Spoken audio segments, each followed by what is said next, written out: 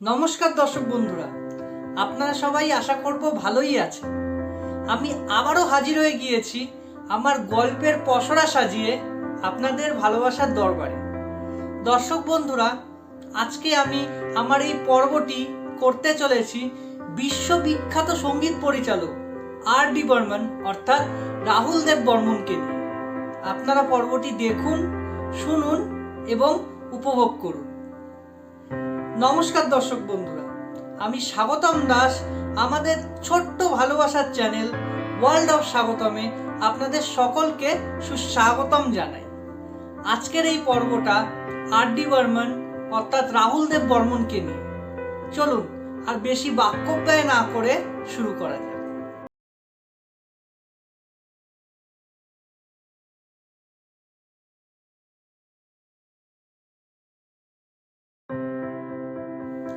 বিশ্ববিখ্যাত সঙ্গীত পরিচালক রাহুল দেব বর্মন 1939 সালের 27শে জুন পশ্চিমবঙ্গের কলকাতায় এক সম্ভ্রান্ত পরিবারে জন্মগ্রহণ করেছিলেন।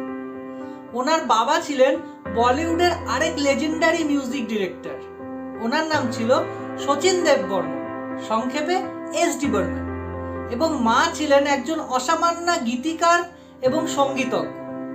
ওনার নাম ছিল মীরা দেব বর্মন।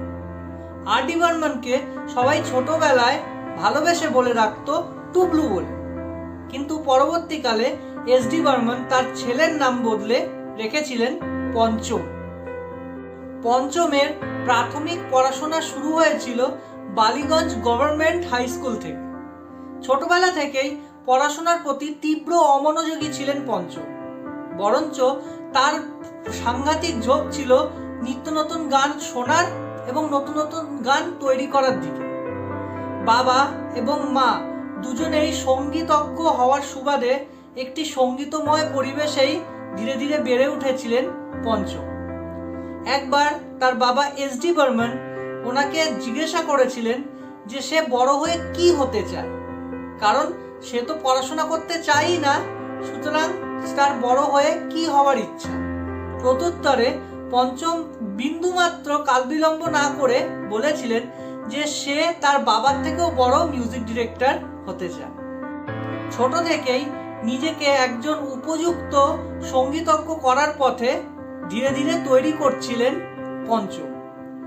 পঞ্চম রীতিমতো গানের এবং তবলার তালিমও নিয়েছিলেন। পঞ্চম উস্তাদ আলী আকবর খানের কাছ থেকে গানের এবং পণ্ডিত শান্তা প্রসাদের কাছ থেকে তবলা বাজানোর তালিম নিয়েছিলেন। বলিউডের আরেক বড় মিউজিক ডিরেক্টর সলিল চৌধুরীকে তিনি নিজের গুরু বলে মানতেন। তার কাছ থেকে সঙ্গীতের নানা রকম কলা কৌশল, নানা রকম আদব কায়দা তিনি শিখে নিতেন। এছাড়া নিজের বাবা ও মায়ের কাছ থেকে পাওয়া নলেজ তো ছিল। আর.ডি. বর্মন মাত্র 9 বছর বয়সে তার প্রথম সঙ্গীত পরিচালনা করেছিলেন। সিনেমাটির নাম ছিল ফান্টুস এবং গানটির নাম ছিল এ মেরে টোপি পলট গয়া। তারপর 1961 সালে তিনি ছোটে নবাব সিনেমার জন্য তিনি সঙ্গীত পরিচালনা করেছিলেন।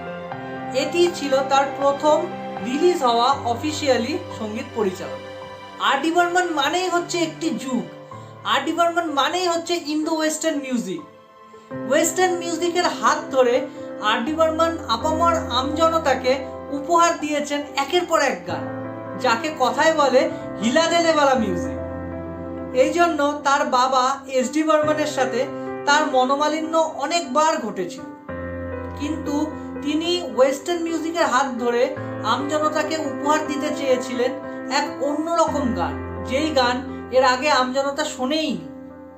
এছাড়া তিনি কি শাস্ত্রীয় সঙ্গীত নিয়েও কোনো কাজ করেননি? অবশ্যই করেছেন।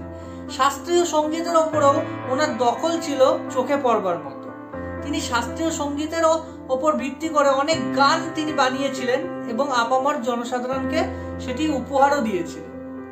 এবং আর.ডি. বর্মন তৈরি করেছিলেন 70-এর যুগকে নিজের যুগ। সাথে পেয়েছিলেন তার অনেক সতীর্থ গুলজার সাহেব, কিশোর কুমার, লতা মঙ্গেশকর, আশা ভোসলে প্রমুখদের। আর.ডি. বর্মন মানেই হচ্ছে এক্সপেরিমেন্টাল মিউজিক। তিনি একটি গানকে ভেঙে চুরে বিভিন্ন রকম বিচার বিশ্লেষণ, এক্সপেরিমেন্টের মাধ্যমে তাকে নতুন আঙ্গিকে তৈরি করতে বেশ ভালোবাসতেন। আর ডি বর্মনের গানের পরতে পরতে লুকিয়ে আছে বিভিন্ন ধরনের বিচার বিশ্লেষণ, বিভিন্ন ধরনের এক্সপেরিমেন্ট। দর্শক বন্ধুরা, এই পর্বে আর সেই সব এক্সপেরিমেন্টের কথা আর বাড়ালাম না, তবে আমি কথা দিলাম খুব শীঘ্রই এই আর ডি বর্মনের গানের যে এক্সপেরিমেন্ট, যে বিচার বিশ্লেষণ, সেই ব্যাপারে একটা নতুন পর্ব করবই। আর ডি বর্মনের জীবনের শেষের দিকটা ছিল খুবই কষ্টকর। 70-এর দশকে বলিউডে তিনি রাজ করতেন, আর 80-র দশকে তার হাতে কোনো কাজ থাকতো না। তার হাতের কাজ অন্য মিউজিক ডিরেক্টরদের কাছে চলে যেত।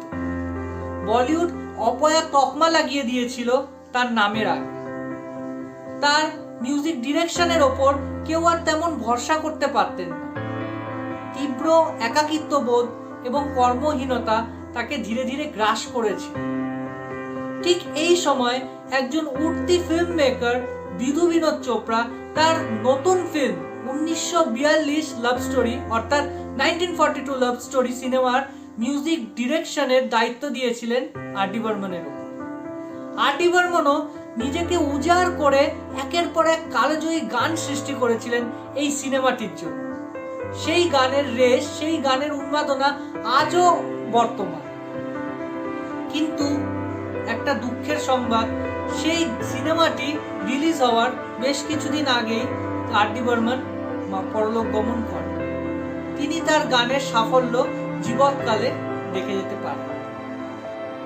সালটি ছিল 1994 সাল, আর দিনটি ছিল 4 জানুয়ারি।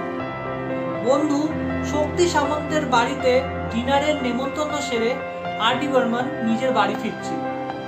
বাড়ি ফেরার পথেই তিনি খুব অসুস্থ বোধ করেন এবং বাড়িতে ফেরার পর তার অবস্থার আরো অবনতি ঘটে। তার চাকর সুদাম তার মুখে সরবিট্রেট স্প্রেও করে দিয়েছিলেন। তাকে তড়িঘড়ি হাসপাতালে নিয়ে গেলে সেখানকার চিকিৎসকরা তাকে মৃত বলে ঘোষণা করেছিলেন।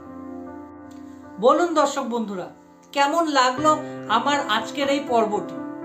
এই পর্বটি যদি আপনাদের ভালো লেগে থাকে তাহলে লাইক, শেয়ার এবং আমার এই ছোট্ট চ্যানেল ওয়ার্ল্ড অফ স্বাগতমকে সাবস্ক্রাইব করে দেবেন এবং সাবস্ক্রিপশন বাটনের পাশে যে ছোট্ট বেল আইকনটি আছে সেটি কিন্তু ক্লিক করতে একদমই ভুলবেন না, যাতে আমাদের এই চ্যানেলের আসন্ন সকল পর্বের নোটিফিকেশন আসার পরেই আপনাদের কাছে চলে যায় এবং আপনারা তা উপভোগ করতে পারেন।